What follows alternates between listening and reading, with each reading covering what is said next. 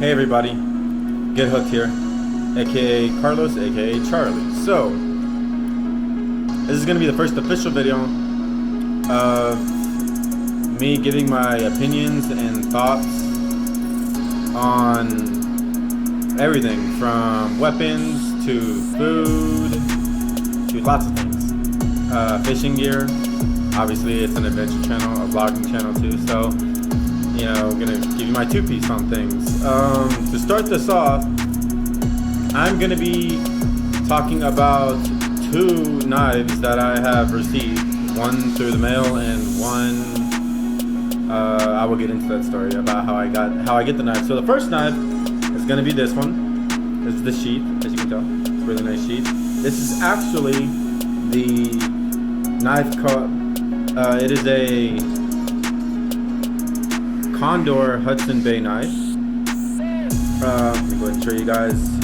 It looks nice. It has that walnut handle. As you can see, let me get a better view of it. Yeah, I can see that. Anyways, so about this knife, I went ahead and did a little history on it so you guys know what's going on. So the proud year of this knife dates back to 1787, and that is super old. Oh my gosh!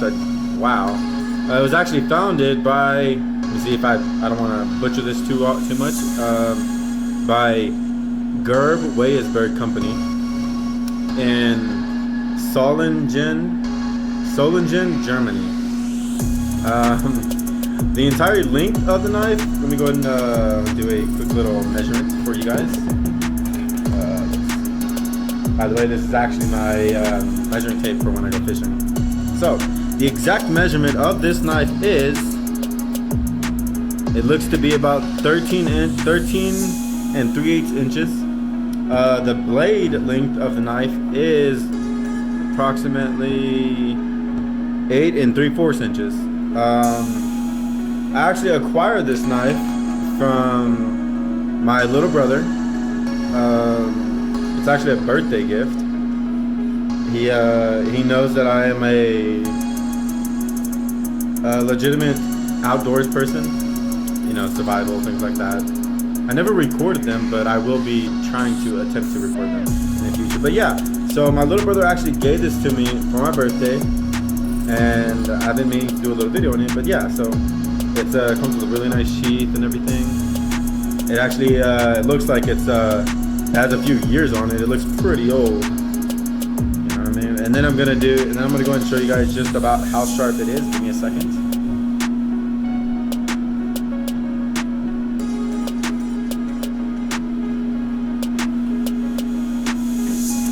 Okay, so yes, if you're wondering, this is my combat top.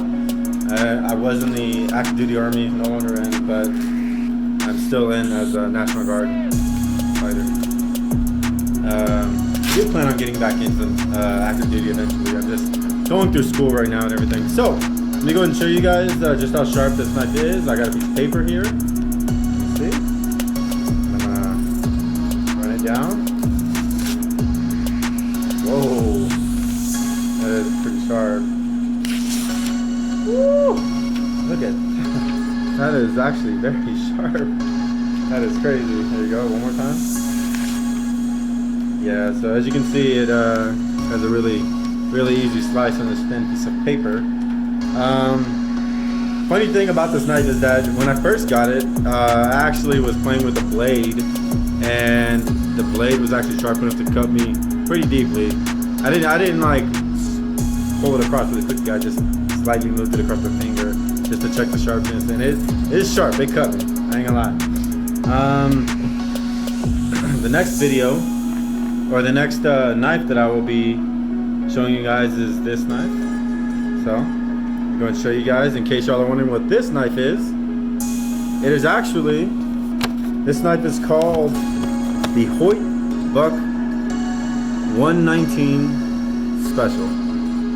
So little bit of history about this knife.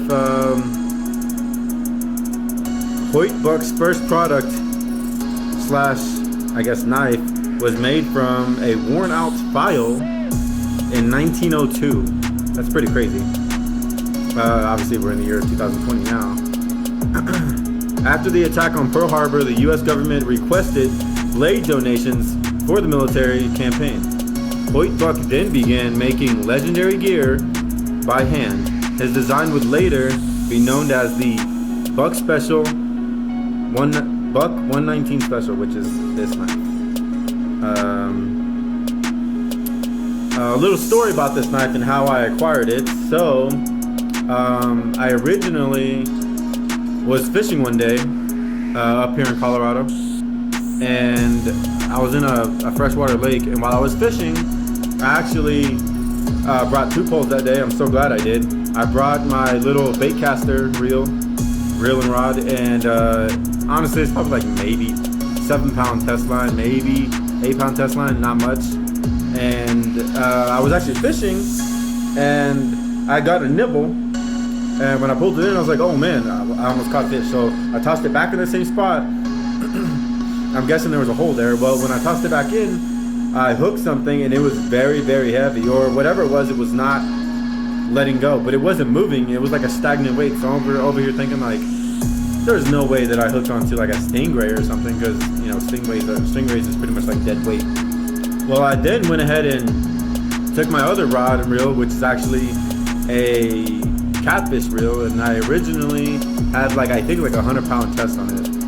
You never know what you're gonna need that for, right? So I ended up grabbing that, threw that hook out next to where the 6-pound test line is at, and I hooked onto it, whatever it was. And when I pulled it in, I was like, oh man, whatever it is super heavy. I hope it's not like an electric wire or something, or electric thing in the water. So I'm over here pulling it. Eventually, as it gets closer to the surface, I then notice it's actually a tackle box that I reeled in. So I'm like, holy crap. So I thought this is the craziest find. So I pulled the tackle box in, pulled it up on shore, and I went ahead and I opened it up, started going through it. And immediately, when I first opened it, I started noticing, it was one of those little tackle boxes where it has like several layers of little slots. So I opened it up, or first I started looking at all the worn out, I started picking up a bunch of little rusted hooks. And a lot of the hooks were disintegrating when I would touch them. So that's when I noticed, I was like, oh man, this tackle box has been in there for a minute. Well, so I then I opened it up the bottom, and that's when I found this in there. And it actually came with a sheath and everything. But when I pulled it out of the sheath like eventually like fell apart or something, I don't know. It didn't stay together, that's for sure. And when it fell apart, that's when I pulled this out, and I noticed the blade was still intact inside the sheath, along with it being submerged in the water for God knows how long. It's been there for a minute. As you can tell, there's like a bunch of rust stains on the handle. It still looks pretty dirty on the thing. I do plan on cleaning it up, but you can tell it's pretty worn out. It has like crud all on it. So yeah, it was under the water for quite a while, and it is pretty sharp, but it's not that sharp. Anyways, I'll do the test on the paper here in a little bit. I then went ahead and kept looking through the tackle box, and that's when I found this actually some needle nose pliers in there, and they were pretty rusted up. I cleaned them up, but the tips actually broke apart on that needle nose pliers, so it's not a needle nose anymore. It's now regular pliers. But I went ahead and got a hold of a bunch of old lures, and I cleaned them up. And one of these days, I'm gonna try those lures out during fishing, and then we'll come back to that video, and I'll let you guys know how. Obviously, you'll know if I catch something with those lures. But yeah, I think it's just an interesting find that I pulled this out of a tackle box. Let me go ahead and do a little test run, I guess, on this paper while I got it. See how sharp it is. I know it's not that sharp because it's a little jagged on the blade, but let's see. Yeah, it still kind of cuts it. Not as well as the condor over there, but let's see. Yeah, it's not gonna fully cut it. Let's see. I know that was kind of stupid to do, you guys, but as you can tell, it is kind of sharp. But as you can tell, there's a little bit of jagged pieces right there, where it actually tugged on the paper. So not that sharp. I will be sharpening it eventually, but yes, these are both straight edge knives that I have. And the fact that I actually found this in a military, or in a tackle box is really cool. And the fact that this knife actually has history with Hoyt Buck actually creating these knives specifically for the government's military to use. I guess he sold a bunch of his knives through the military, and I'm guessing that's how he got famous. But yes, so Hoyt Buck, you guys. Hoyt Buck 119 Special is the name of this knife, or the brand or model of this knife, which is cool. I really like this knife. I'm glad that I found it, and I actually really like the knife that my brother sent me too. It's probably one of my favorite knives I've ever, like, legit. This is like my favorite knife. It's pretty heavy, but it has a good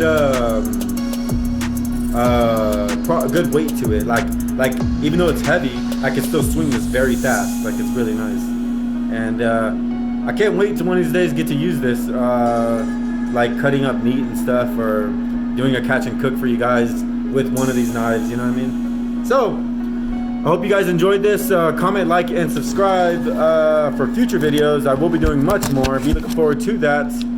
And on that note, don't forget, get hooked on fishing, get hooked on adventures, and get hooked on life, you guys. Get hooked here. Signing off. Thank you.